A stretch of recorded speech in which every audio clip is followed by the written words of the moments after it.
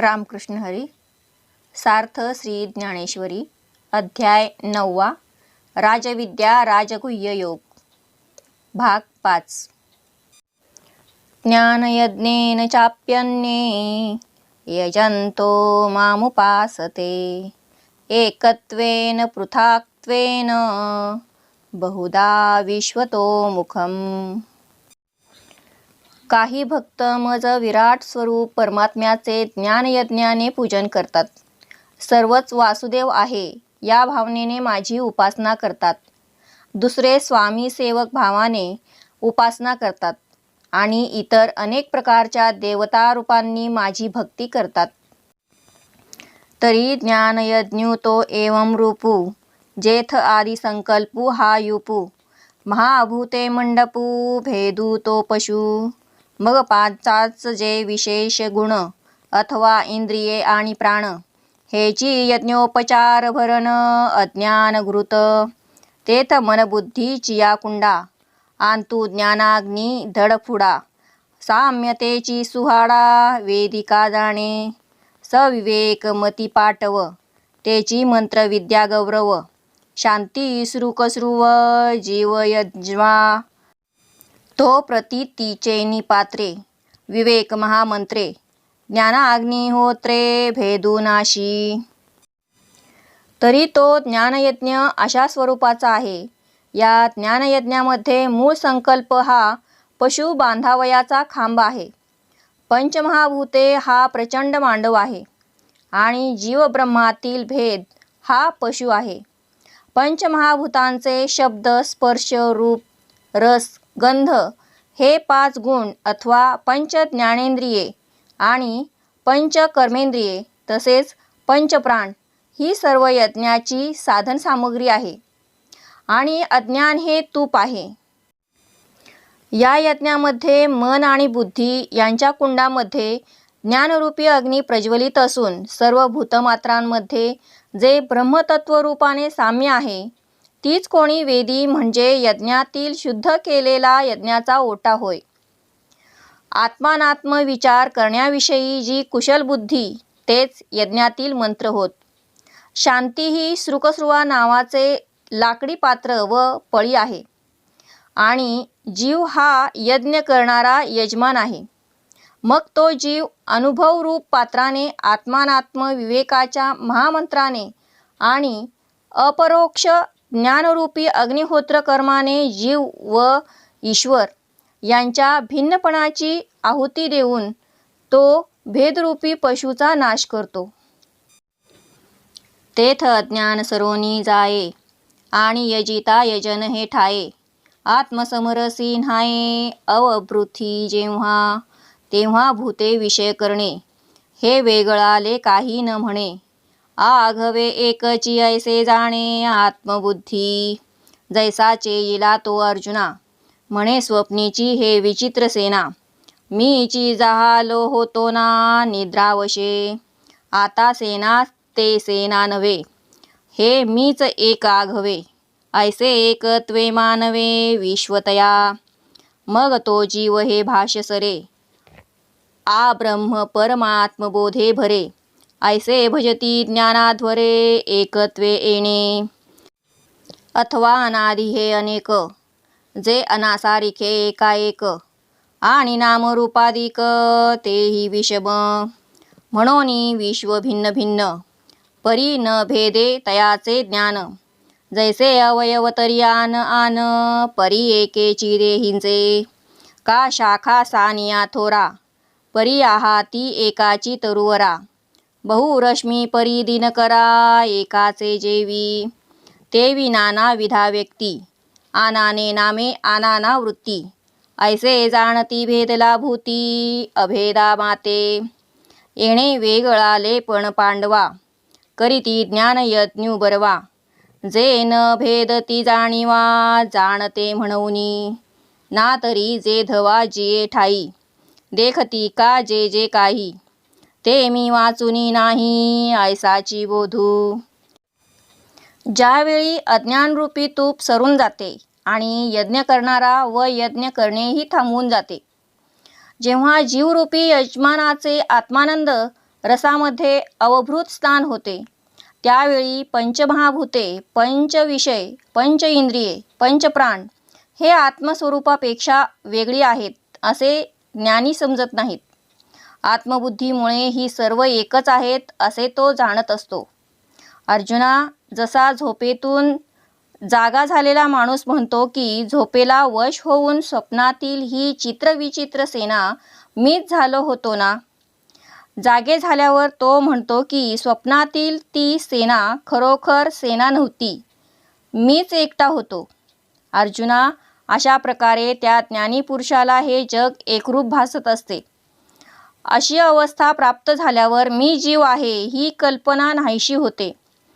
ब्रह्मदेवापासून कृमी कीटकापर्यंत जे काही प्राणी आहेत ते सर्व ब्रह्मस्वरूप आहेत अशा ज्ञानाने तो परिपूर्ण होतो.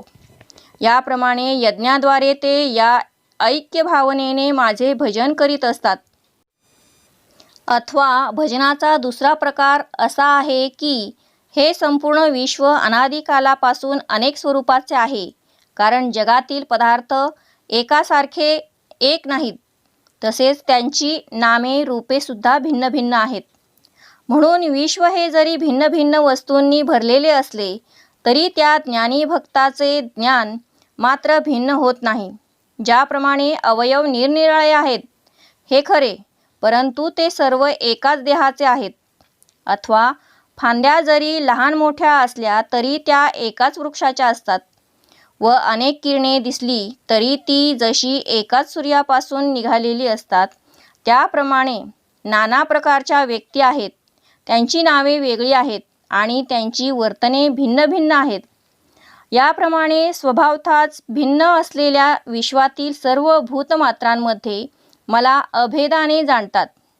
हे पांडवा, अशा प्रकारे सर्व भूतमात्रे वेगळी आहेत हे जाणून जे ज्ञानयज्ञ करतात आणि जे स्वरूपज्ञानी असल्यामुळे त्यांच्या ठिकाणी कोणत्याही प्रकारचा भिन्न भाव उरत नाही, अथवा जेव्हा ज्या ठिकाणी जे जे काही ते पाहतात ते सर्व मज ब्रह्माशिवाय दुसरे काहीही नाही, असाच त्या ज्ञानी भक्तजनांचा सदैव बोध असतो. पाहे पा बुडबुडा जे उता जाये, ते उते जळची एकतया आहे. मग अविरे अथवा राहे तरी जळाची माझी. का पवने परमाणू उचलले, ते पृथ्वीपणा वेगळे नाही केले. आणि माघवते जरी पडले तरी पृथ्वीची वरी. तैसे भलतेथ भलतेने भावे, भलतेही न हो अथवा न हावे. परी ते मी ऐसे आघवे होऊनी ठेले. अगाहे जेवढी माझी व्याप्ती, तेवढीची तयांची प्रतीती. ऐसे बहुदाकारी वर्तती मीची होनी. हे भानुबिंब आवडे तया, सन्मुख जैसे धनंजया. तैसे ते विश्वाया समोर सदा. अगातयांची या ज्ञाना, पाठी पोट नाही अर्जुना. वायू जैसा गगना सर्वांगी असे, तैसा मी जे तुला आघवा. तेची तूक तयांची या सद्भावा. तरी न करिता पांडवा भजन झाले. एरवी तरी सकळ मीची आहे, तरी कवणी हे उपासिला नोहे. एथ एके जाणणे विन ठाये अप्राप्तासी. परी ते असो येणे उचिते, ज्ञानयज्ञे यजित सांते. उपासिती माते ते सांगितले. अखंड सकळ हे सकळामुखी, सहज अर्पत असे मज एकी. की नेणणे यासाठी मूर्खी, पविजेची माते. असे पहा की पाण्यातील बुडबुडा जिकडे जातो तिकडे त्याला पाणीच पाणी भेटत असते. जर तो बुडबुडा विरला तर पाण्यातच नाहीसा होतो आणि जर राहिला तर पाण्यातच राहत असतो. अथवा वाऱ्याने पृथ्वीवरचे धुलीकण वर उडाले तरी ते पृथ्वीकणाहून वेगळे होत नाहीत आणि ते वर गेलेले कण पुन्हा खाली आले तर ते पृथ्वीवरच पडतात. त्याप्रमाणे कोणत्याही देशकालामध्ये कोणत्याही रूपाने कोणताही पदार्थ असला अथवा नसला तरी त्या ज्ञानी भक्ताच्या अनुभवाने ते सर्वच ब्रह्मरूप आहे असे होऊन राहिलेले असते. जेवढी माझी व्याप्ती आहे तेवढा त्यांचा अनुभवही असतो. याप्रमाणे ते अनुभवाने माझ्याशी एकरूप होऊन अनेक आकारांनी व्यवहार करत असतात. हे धनंजया, पूर्वेकडे तोंड केलेल्या कोणत्याही व्यक्तीला उगवता सूर्य जसा सन्मुख असतो, त्याप्रमाणे ते ज्ञानी सदैव या विश्वाच्या समोर असतात. ते विश्वरूपाने सर्वत्र कर्म करत असतात. अर्जुना, त्यांच्या ज्ञानाला आत वेगळा आणि बाहेर वेगळा असा प्रकार नसतो. ज्याप्रमाणे वायू हा आकाशामध्ये सर्वत्र भरलेला असतो, त्याप्रमाणे जेवढा संपूर्ण मी आहे तेवढा त्यांचा संपूर्ण अनुभव असतो. म्हणून हे अर्जुना, त्यांनी भजन केले नाही तरी माझे भजन केल्याप्रमाणेच आहे. एरवी तरी मी सर्वत्र समप्रमाणात भरलेला आहे, तर मग कोणाकडे कोठे माझी उपासना होत नाही असे म्हणावे. परंतु संपूर्ण ज्ञानी भक्ताशिवाय अज्ञानी जनांना माझी प्राप्ती होत नाही. परंतु हे असो, सारांश, अशा ज्ञानयज्ञाने यजन करणारे असताना ज्ञानी भक्त माझी व्यापक रूपाने उपासना करतात. ते भक्त आणि त्यांच्या भक्तीचे प्रकार हे तुला सांगितले. सदैव जी जी कर्मे होत असतात ती सर्व माझ्यामध्ये सहज समर्पित होतात. परंतु अज्ञानी लोकांना ते समजत नसल्यामुळे मी त्यांना प्राप्त होत नाही.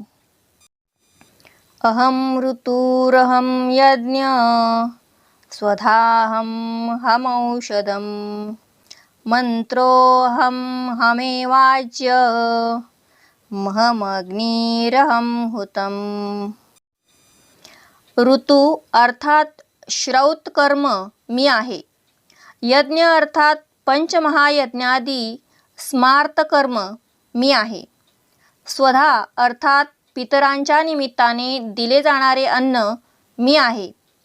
औषधी म्हणजे सर्व वनस्पती मी आहे. मंत्र, धृत, अग्नी आणि हवनरूप क्रिया ही मीच आहे. तोची जाणीवेचा उदयो जरी होय, तरी मुद्दल वेदू मीची आहे. आणि तो विधानाते जयाविये, तो क्रतुही मीची. मग तया कर्मापासूनी बरवा, जो सांगोपांगू आघवा. यज्ञू प्रगटे पांडवा, तोही मी गा.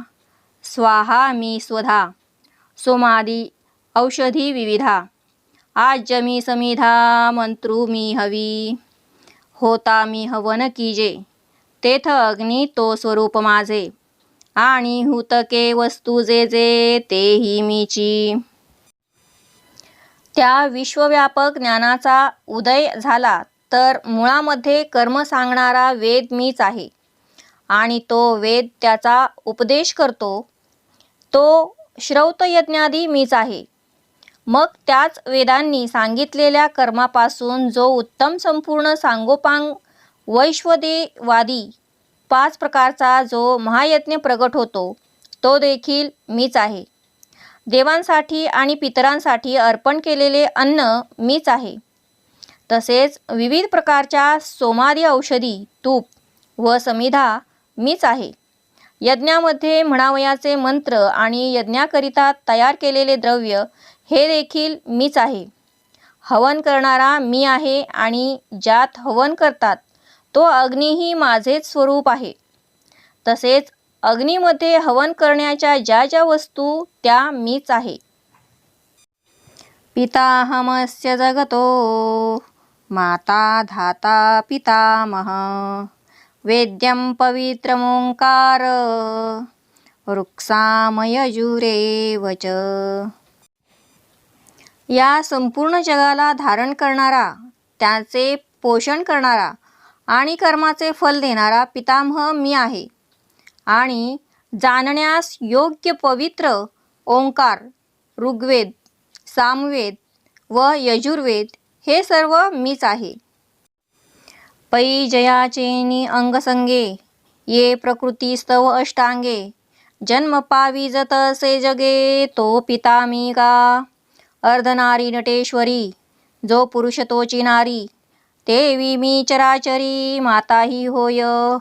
आणि झाले जगत जेथ राहे, तेणे जीत वाढत आहे. ते मी वाचुनी नोहे आन निरुते.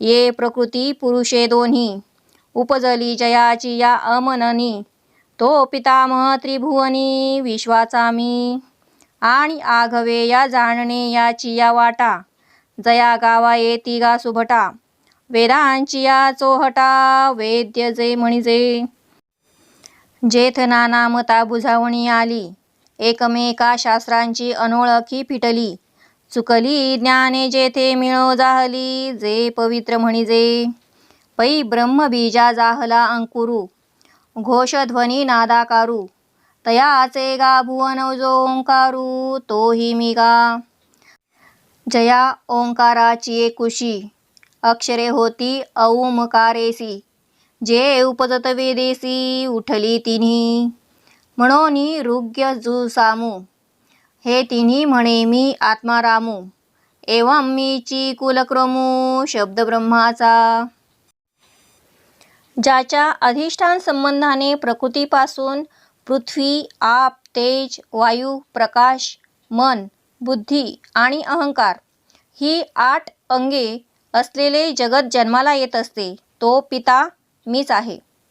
अर्धनारी नटेश्वराच्या सोंगामध्ये जो पुरुष तोच स्त्री दिसतो त्याप्रमाणे या चराचरामध्ये चैतन्य रूपाने मी जसा पिता आहे तसा प्रकृती प्राधान्याने मीच माताही आहे. आणि निर्माण झालेले जगत ज्याच्या आधाराने राहते ज्याच्या योगाने सत्ता स्फूर्तीच्या आधाराने जिवंत असते तसेच कर्मफलद्वारा वाढत असते तो धाता देखील माझ्याशिवाय दुसरा कोणी नाही हे निश्चितपणे समज. हे दोन्ही प्रकृती पुरुष मनाच्याही मन असलेल्या साक्षीच्या ठिकाणी उत्पन्न झाली आहेत. तो विश्वाचा पितामह मी आहे आणि जगातील सर्व ज्ञानाच्या वाटा ज्या गावाला येतात तो परमात्मा मीच आहे आणि वेदांच्या चव्हाट्यावर ज्याला वेद्य म्हणजे जाणण्याची मुख्य गोष्ट म्हणतात तेही मीच आहे. ज्या ठिकाणी विविध प्रकारची मते ऐक्यतेस आली शास्त्रांची एकमेकांशी ओळख झाली आणि चुकलेली ज्ञाने एकत्र जेथे येऊन मिळाली असे ते पवित्र स्थान ते सर्व मीच आहे. ब्रह्मरूपी बीजाला परा पश्यंती मध्यमा आणि वैखरी या 4 वाचा हेच अंकुर फुटल्यावर यांचे मंदिर असा जो ओंकार तो मीच आहे. त्या ओंकाराच्या पोटात अ उ म अशी 3 अक्षरे उत्पन्न होतात की जी उपजतच 3 वेदांना घेऊन प्रकट झाली आहेत. म्हणून ऋग्वेद यजुर्वेद व सामवेद हे 3 वेद मीच आहे. मूळ परब्रह्मापासून ओंकार निर्माण झाला ओंकारापासून वेद निर्माण झाले वेदांपासून पुराणे इत्यादी वाङ्मये निर्माण झाली. हा सर्व शब्द ब्रह्माचा कुलक्रम आहे आणि तो मीच आहे असे आत्माराम श्रीकृष्ण म्हणाले. गतिर्भर्ता प्रभू साक्षी निवास शरणं सुहृत् प्रभव प्रलयस्थानं निधानं बीजमव्ययम्. जगाची परमगती भरण पोषण करणारा सर्वांचा स्वामी शुभाशुभ कर्मांचा द्रष्टा सर्वांचे निवासस्थान सर्वांचा रक्षणकर्ता सर्व भूतांचा हितकर्ता जगाचा उत्पत्तीकर्ता संहारकर्ता स्थितीकर्ता सर्व कर्मफले राहण्याचे स्थान संकल्प वासना संस्कारांचे निधान आणि संपूर्ण जगाचे अविनाशी कारण मी आहे. हे चराचर आघवे जे प्रकृती आंत साठवे ते शिनली जेथ विसवे ते परमगती मी आणि जयाचेनी प्रकृतीची जेणे अधिष्ठिली विश्वविये जो येऊनी प्रकृती ये गुणाते भोगी तो विश्वश्रियेचा भरता मी चिगा येथ पंडुसुता मी गोसावी समजता त्रैलोक्याचा आकाशे सर्वत्र वसावे वायूने नाव भरी उगे नसावे पावके दहावे वर्षावे जळे पर्वती बैसका न संडावी समुद्री रेखा नोलांडावी पृथ्वीया भूते वहावी, हे आज्ञा माझी. म्या बोलविल्या वेदू बोले, म्या चालविल्या सूर्यू चाले, म्या हालविल्या प्राणू हाले, जो जगा ते चाळिता मी. मियांची नियमित ला सांता, काळू रासी तसे भूता, ये म्हणी या गते पंडू सुता, सकळे जयाची. ऐसा जो समर्थू, तो मी जगाचा नाथू, आणि गगन ऐसा साक्षीभूतू, तोही मीची. इही नामरूपी आघवा, जो भरला असे पांडवा, आणि नामरूपांचाही ओलावा, आपणची जो. जैसे जळाचे कल्लोळ, आणि कल्लोळी आथी जळ, ऐसे निवसवी तसे सकळ, तो निवासू मी. जो मज होय अनन्य शरण, त्याचे निवारी मी जन्म मरण. या लागी शरणागता शरण्य, मीची एकू. मीची एक अनेकपणे, वेगळालेनी प्रकृती गुणे. जीत जगाचे नि प्राणे, वर्तत असे. जैसा समुद्र थिल्लर न म्हणता, भलतेथ बिंबे सविता. तैसा ब्रह्मादी सर्वांभूता, सुहृद तो मी. मीची गा पांडवा, या त्रिभुवनासी ओलावा. सृष्टी क्षय प्रभावा, मूळ ते मी. बीज शाखांते प्रसवे, मग ते रूखपण बीजी समावे. तैसे संकल्पे होया घवे, पाठी संकल्पी मिळे. ऐसे जगाचे बीज जो संकल्पू, अव्यक्त वासना रूपू. तया कल्पांती जेथ निक्षेपू, होय ते स्थान मी. ये नामरूपे लोटती, वर्ण व्यक्ती आटती. जातीचे भेद फिटती, जे आकारू नाही. तै संकल्पू वासना संस्कार, मागवते रचावया चराचर. जेथ राहोनी असती अमर, ते निधान मी. संपूर्ण स्थावर संगम विश्वप्रलयाचे वेळी ज्या प्रकृतीत साठवले जाते, ती प्रकृती श्रमली असता ज्या ठिकाणी विश्रांती पावते, ती परमगती मी आहे. आणि ज्याच्यामुळे प्रकृती जगते, ज्याने स्वीकारले असता ती विश्वाला प्रसवते. आणि जो जीवाच्या रूपाने या प्रकृतीमध्ये येऊन प्रकृतीपासून उत्पन्न झालेल्या सात्विक, राजस आणि तामस या तिन्ही गुणांचा भोग घेतो, तो विश्वलक्ष्मीचा पती मी आहे. हे पंडूसुता, मीच संपूर्ण त्रैलोक्याचा स्वामी आहे. आकाशाने सर्व ठिकाणी राहावे, वायूने क्षणभर देखील शांत बसू नये. अग्नीने जाळावे, जळाने वर्षाव करावा. पर्वताने बसलेली आपली जागा सोडू नये. समुद्राने आपली मर्यादा ओलांडू नये. पृथ्वीने सर्व भूतमात्रांचे ओझे व्हावे, ही माझी आज्ञा आहे. माझ्या सत्तेने वेद बोलत असतात. माझ्या सत्तेने सूर्य प्रकाश देत असतो. माझ्या सत्तेने प्राण हालचाल करत असतो. जगाच्या सर्व कर्मांना चालना देणारा प्राण माझ्या अधीन आहे. माझ्या आज्ञेप्रमाणेच काळ हा भूतांना ग्रासतो. अर्जुना, सर्व पंचमहाभूते ज्याची आज्ञा पाळणारे आहेत, असा जो सर्व काही करण्यास समर्थ, तो जगाचा नाथ मी आहे. तसेच आकाशाप्रमाणे उदासीन राहून सर्वद्रष्टा जो आहे, तो मी आहे. पांडवा, याप्रमाणे नामरूपात जो पूर्ण भरला आहे आणि नामरूपांना आधार देखील आहे, तो मीच आहे. ज्याप्रमाणे जलातच लाटा उत्पन्न होतात आणि लाटांतही जल असते, त्याप्रमाणे सारे विश्व माझ्यामध्ये आणि मी विश्वामध्ये आहे. जो मला अनन्य भावाने शरण येतो, त्याच्या जन्ममरणाचे दुःख मी नाहीसे करतो. याकरिता शरण येण्यास योग्य मीच एक आहे. त्रिगुणात्मक प्रकृतीच्या गुणांनी मीच एक असून अनेकपणाने जगातील प्राणीमात्रांत प्राणरूपाने मीच भरलेला असतो. सूर्य जसा हा विशाल सागर आहे किंवा हे छोटे डबके आहे असे न समजता कोणत्याही जलात प्रतिबिंबित होत असतो, त्याप्रमाणे ब्रह्मदेवापासून सर्व प्राणीमात्रांत जो जीवरूपाने प्रतिबिंबित आहे, तो सुहृद मीच आहे. पांडवा, संपूर्ण त्रिभुवनाला जीवनरूपी प्रेमाचा ओलावा देणारा मी आहे. त्रिभुवनाची उत्पत्ती, स्थिती व नाश याचे मूळ म्हणजे मी आहे. बीजापासून वृक्ष आणि शाखा उत्पन्न होतात. पुढे त्या वृक्षाचा वृक्षपणा बीजात समाविष्ट होतो. त्याप्रमाणे माझ्या आदिसंकल्पापासून जगाची उत्पत्ती होते आणि आदिसंकल्पात जग लय पावते. याप्रमाणे जगाचे मूळ बीज जो संकल्प, जो सूक्ष्म वासना रूप असतो, तो संकल्प कल्पाच्या अंती जेथे सूक्ष्म रूपाने राहतो ते स्थान देखील मीच आहे. कल्पाचा जेव्हा शेवट होतो त्यावेळी नामरूपे नाहीशी होतात.